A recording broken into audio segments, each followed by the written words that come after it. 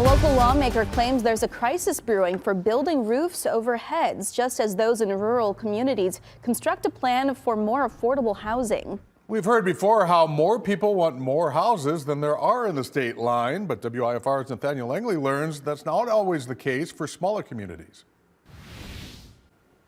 Down in Oregon, the city manager tells me there's more land than there are builders willing to travel. Now, leaders organize solutions.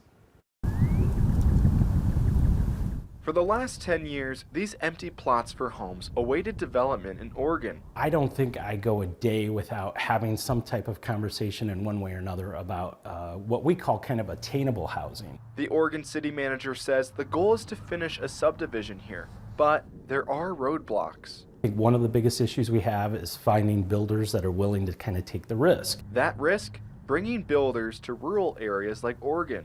I think we're losing quite a few of those potential homeowners here in Oregon. Well, this is a crisis that affects areas all across the country. Representative Darin LaHood offers his answer, expanding the Affordable Housing Credit Improvement Act, a reintroduced proposal with 100 co-sponsors from both sides of the aisle. Housing should be bipartisan. I mean, this is, again, an economic issue. It's a housing issue. It's an affordability issue. If passed, the lawmaker says the improved credit could build 10,000 new homes in the next 2 years. Right now, they just can't do it because of high inflation, supply chain issues, labor issues.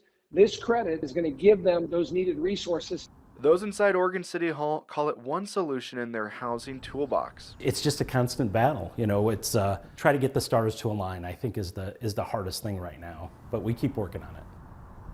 LaHood suggests there's more support for his bill this go-around. He believes its bipartisan appeal should send it to the president's desk.